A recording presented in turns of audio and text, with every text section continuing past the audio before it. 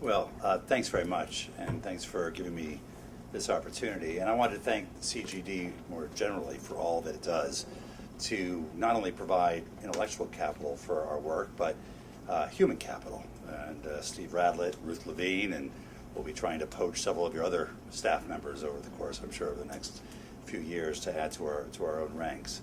I was asked to talk about the G20 and its impact on development, and I will do that, but I'd like to put it in a slightly broader frame of a number of initiatives that the Obama administration has launched and our overall approach to development. Ever since Korea added development to the G20 agenda, we've seen some important progress on a number of fronts, and those of you who follow this closely know that there's a work plan that spans 9 pillars, everything from knowledge sharing to domestic resource mobilization, but most of the focus so far has been on infrastructure and on food security, and that's where most of the progress has been so far. And one thing that's interesting about the G20 and its role in the overall, what we call geometry of the relationship to the other forums, is that there's a fair amount of fungibility between one forum or another.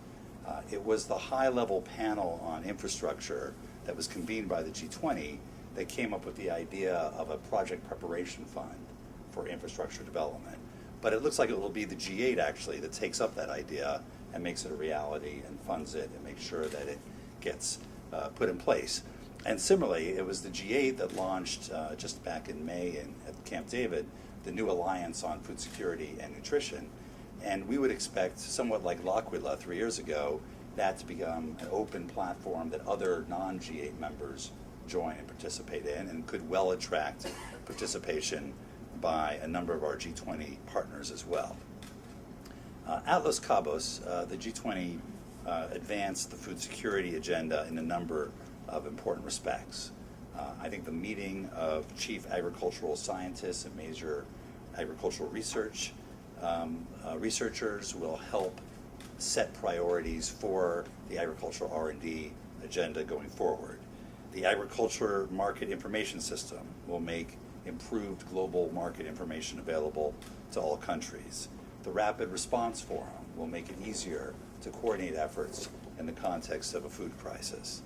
The GEO-GLAM, which has to be one of the better names for an initiative, the GEO Global Agricultural Monitoring Initiative, will utilize high technology sensors to provide much improved data to developing countries, increase the commodity market transparency, and assist in early warning.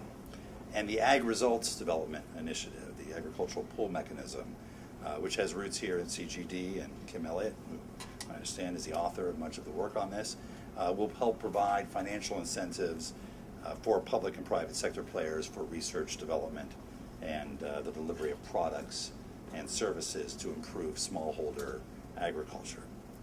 The G20 Development Working Group, which was launched again back in Seoul and has taken on a very robust work program itself, continues to work on all 9 pillars, and this, in the context of Los Cabos, particularly focused on green growth and on infrastructure, with a particular focus on driving more private sector investment in each. And in that regard, the report that they produced on misperception of risk in less developed countries, I think, is particularly useful in helping to shape the private sector's perception of where they can deploy resources. And in focusing on technology and innovation, on improving agricultural productivity, the G20's focus on improving agricultural productivity overall was very much consistent with what the G8 did and what President Obama did in launching this new alliance on on food security and nutrition. That was launched at Camp David with the goal of lifting 50 million people out of poverty over the next 10 years through inclusive and sustained agricultural growth. And through the new alliance, African leaders committed to a series of policy reforms as part of their cooperation agreements and putting resources behind those reforms. Private sector participants committed over $3 billion in specific investments in agricultural productivity, everything from irrigation, processing, trading, and infrastructure in Ghana, Tanzania, and Ethiopia. And G8 members committed to fulfilling their L'Aquila pledges, to maintaining that level of commitment going forward, and ensuring that they put their money behind country plans and are accountable for the new alliance's efforts. In addition to these commitments, the G8 committed to trying to mobilize $1.2 billion for the GAFSP at the World Bank, and to take innovations to scale through a series of initiatives, everything from the use of seed varieties to creating an open data platform to make reliable agricultural information available to farmers, researchers, and policymakers. We're supporting new ways for African farmers to manage risk by accelerating the use of risk insurance, launching a national agricultural risk assessment strategies conducted by the World Bank, and working towards an Africa-based sovereign risk management set of instruments. And finally, we're supporting nutrition and supporting the Sun movement and programs to reduce child stunting. We've launched this effort with Ghana, Tanzania, and Ethiopia, but we fully expect to expand the new alliance to Burkina Faso, Cote d'Ivoire, and Mozambique in the near future, and to other countries in Africa over the course of this year and into the future. But I think it's important to view these outcomes of the G20 and the G8 not as a series of isolated deliverables, but as part of an arc of programs and initiatives that, at least in terms of the Obama administration, started with L'Aquila and the Feed the Future initiative, ran through the release of the presidential policy directive on global development, is evidenced in the Open Government Partnership and the Partnership for Growth, and is embodied in the new Africa strategy that was released earlier this month at the AGOA Forum. They all illustrate President Obama's perspective in terms of new ways of doing business across growth, trade, food security, and development. The President's agenda starts with a focus on economic growth. The goal of our policy is to grow the emerging markets of the future and make it possible for countries to graduate from foreign assistance. That is, we are focusing on development, not just foreign aid. And focusing on increasing agricultural productivity and reducing barriers to trade and investment lie at the heart of that effort. The new alliance's strategy of focusing on regional integration, increasing effective access to global markets, and improving economic governance are just one example of how we're trying to achieve that objective. The policy is also very much based on the notion of selectivity. Rather than trying to do everything everywhere, we're trying to focus on those countries or sub-regions where they have the governance and conditions necessary to succeed and show a demonstration effect of success. We're also focusing on sectors where we have a comparative advantage.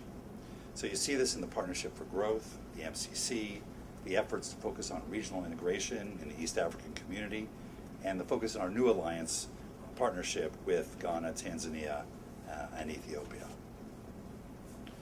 It's also based on a strategy of working with other actors, both from civil society and very much from the private sector. And this is evident in our efforts to create conditions for public-private partnerships in infrastructure and to generate investments, not just philanthropy, not just corporate social responsibility, but risk-adjusted, return-oriented investments in agricultural productivity in Africa. When we announced the new alliance, as I said, we announced 45 private sector letters of intent, totaling over $3 billion of investments by global and local firms in agriculture in Africa. And we view that as a model going forward for a series of our development initiatives.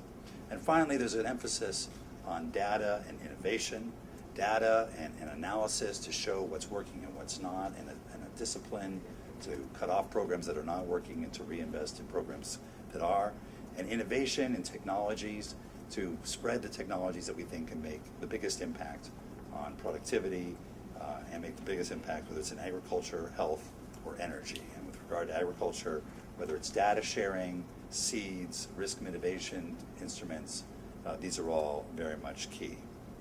So we're no longer talking just about humanitarian response or foreign assistance.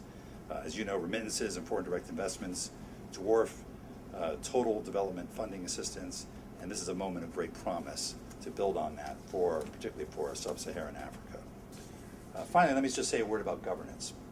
Whether it's the meaningful progress we've made in the G20 and the anti-corruption working group, where countries have taken meaningful steps to put in place laws against bribery, to sign on to UNCAC, to agree to peer review, or the institutionalization of the EITI through the Cardin-Lugar Amendment to Dodd-Frank, or the work we're doing with Deauville Partnership countries on economic governance, or the Open Government Partnership itself and how that is spreading now through more and more countries.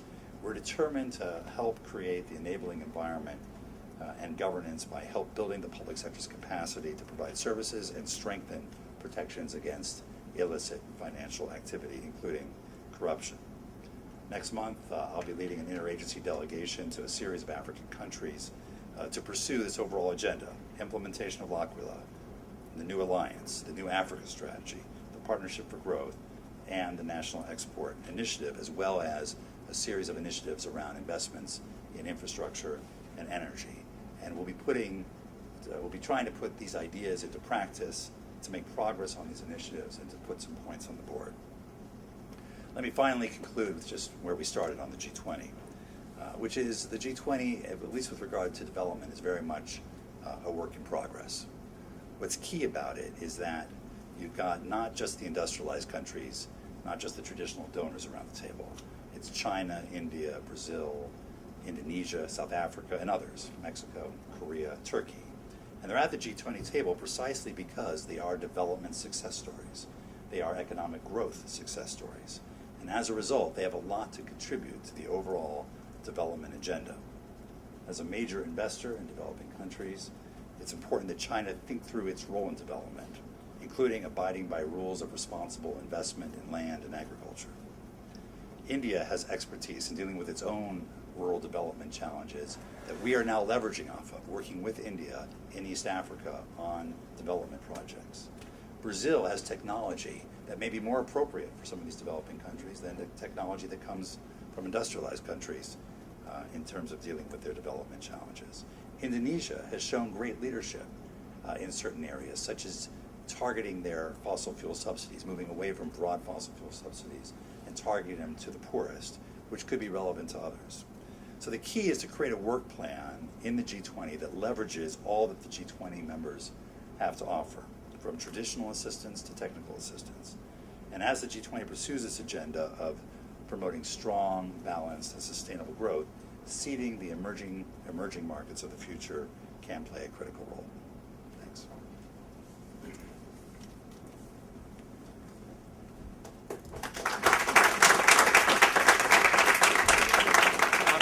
Michael, thank you very much. Michael's not going to be able to stay for all of the panel discussion. I hope he'll be able to stay for some of it, but he has kindly agreed to take a few questions, and I've offered to maybe collect some. I've got actually two that are burning in my mind, but I'm probably going to just restrict myself to one, so I'll ask others to do the same. But if there are questions, we could collect a few now, and then it's up to Michael how he'd like to proceed. Any questions? The gentleman here, and then Lisa Friedman of Energy Wire, and Nancy. We'll take those three. Yes, sir. And please do identify yourself. George Mihais from Phoenix Partnerships. Two questions. Do you embed cooperation with European Union and with Scandinavian countries individually, Norway, Sweden, in your plan? Yes. Yes, no, it's a very good question. Do you want me to take it? As you prefer. Go ahead. It's a very good question and certainly core to our overall development strategy. I'm not sure that everybody heard it, though. I'm sorry. The question was, do we coordinate with the European Union and Scandinavian donors as part of our overall plan? And the answer is yes. That's very much part of what came out of L'Aquila and the Feed the Future initiative. It's part of the President's overall policy directive to ensure that we're leveraging other donors as well. And one just specific example is through the L'Aquila initiative, we sit down with the CAATP countries in Africa going through their plans. We sit down as a donor community as a whole and analyze it with the CAATP countries, and with the objective that by the end of the process, we're each taking a piece of their plan and supporting it and making sure that as a donor community as a whole, we're not either doubling efforts or leaving big gaps in what the countries themselves need. Lisa? Thanks for waiting for the microphone. Please do identify yourself. Thanks. Lisa Friedman from Climate Wire. Can you clarify what the G20 did on climate finance at the last meeting, and also maybe explain a little bit about, you know, how big of a role will the G20 have ultimately in deciding this still unanswered question of where the money is going to come from for the $100 billion that mobilization that was promised in Copenhagen? Thanks. Sure. But I think the G20 can play a useful role vis-a-vis these other fora like the UNFCCC in terms of providing support, at least among those 20 or 22 countries or so that are involved. But it's not a separate negotiating forum from the UNFCCC or the other bodies set up by the UN process. So in climate finance and the Green Fund, for example, as you know, there's a well-established a work program of setting up the Green Fund, its governance, its operations, et cetera. And you know, we certainly all participate in that, but that's done through that separate process, not through the G20. The G20 has looked at climate finance over time in the finance channel, including, depending on the presidency, some of the issues of innovative financing and things of that sort. And my sense is it will continue to be part of the discussion that finance ministries have about how to support this and other development objectives. Nancy?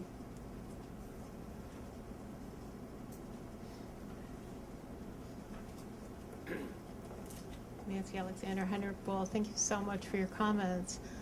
You called the G20 a work in progress, and one thing that civil society debates is the direction that the G20 is moving in terms of relationships of accountability. It has a very close relationship with the Business 20, and we agree with the Business 20 on some things like fossil fuel subsidies, but we see it as having a ways to go in terms of relations with civil society and in terms of relations with excluded countries, which are the intended beneficiaries of the Development Action Plan that was launched in Korea.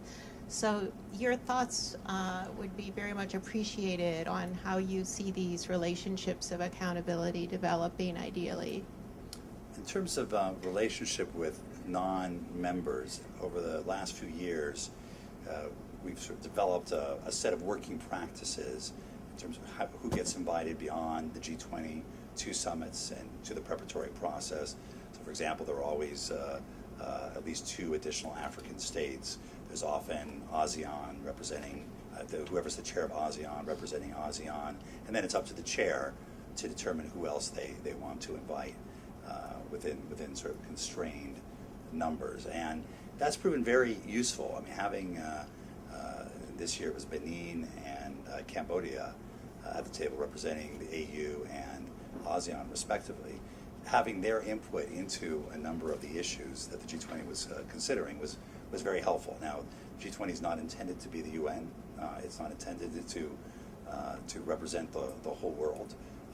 It does increase its efforts to do outreach beyond the G20 and even beyond the members who are invited to the non-members who are invited to attend the meetings throughout the year. And so each chair has handled this somewhat differently. When we were chair, we held meetings in Africa, Latin America, Asia, and invited countries from the region to come and give us their feedback, as well as actually meetings in New York at the UN, and invited a broad representation of the UN to come and give us their feedback. So each chair does this slightly differently, but they do see it as a critical part of their responsibilities to have that outlook. In terms of civil society, I think it is a work in progress. It is. Over the last few years, you've seen a Business 20, you've seen a Labor 20, you've seen more civil society consultations and presence, again, depending on the presidency. And I certainly the members of the G20 who come from the G8 tradition are quite used to civil society consultations. They see it as a core part of the process. The other members of the G20 are beginning to understand that and embrace that. And I think you'll probably see more of it over time. I'm going to take the prerogative to ask the last question. Somebody mentioned, I think it was Nancy Alexander mentioned fossil fuel subsidies. And my impression is the language in the declaration was possibly a sort of significant softening of the previous commitment to eliminate fossil fuel subsidies. And maybe I'm wrong, so that's part of my question. But also, I'm interested in, I've been confused about what constitutes a subsidy. President Obama has said a number of times that he's in favor of eliminating tax breaks for the oil companies, which looks to me like a subsidy. Other people say no, in the context of the G20, we're talking about consumer subsidies, and there's a difference there. So if you could untangle that. And then also we had, the potential for some progress in this, and that we had Christine Lagarde, the head of the IMF, saying we should eliminate fossil fuel subsidies. And so it's kind of becoming the new normal to do this. And at the same time, there's a big civil society campaign in the United States to do so. So I'm wondering about, on the one hand, you've got a strong movement to do that. On the other hand, the perception, at least in some quarters, that the G20 seem to be backing away from that prior commitment. I have not memorized the communique, but the language should basically be exactly the same as it was before, which was a negotiated commitment. As I recall, it says something about phasing out inefficient fossil fuel subsidies, and it's certainly in our view, tax breaks for oil companies is a fossil fuel subsidy to be phased out. We have proposed that repeatedly. Congress has not yet acted on that in that way, but as an administration, we're in favor of eliminating those subsidies, and we're encouraging other countries to do the same, even as they move towards more targeted subsidies directed at the poor. The IEA recently came out with a study, very interesting study, that showed of the now $650 billion a year spent on fossil fuel subsidies, only about 8% actually go to the poor, and the rest is frankly wasted because they're done in a blanket sort of way. There is no single definition of subsidies in the G20, and you'll have countries say we have no subsidies, either because maybe we're a major oil producer and for us it's $5 a barrel, and so if we charge $6, we're not subsidizing, and that is their perspective on it. At the same time, some of those same countries are very concerned about their increasing usage of fossil fuels and what the impact it's having on their own export capability and on their economy. And so I think this is something we feel is a terrific area to focus on. I'm glad there's more and more support for it in the public. I hope that support becomes international and that other countries are hearing about it as well. We think it's good fiscal policy, it's good energy policy, it's good climate policy, it's good health policy. It is just it's a home run, and we launched it at the Pittsburgh Summit. We are continuing to focus on it. We want to make more progress on it, but a lot of it has to do to convincing other countries that they can phase these out in a way that's politically viable in their systems, and at the same time provide the poor with the support they need to access energy. As I mentioned, Indonesia has done some great work on this. Mexico has done great work. A number of countries have. I mean, India has raised certain You prices. wouldn't say it, but we hear Iran has done a good job too. I haven't. As far as I know, they're not a member of the G20. So a number of countries have made good progress on this, but there's a long way to go. Michael, thank you very much.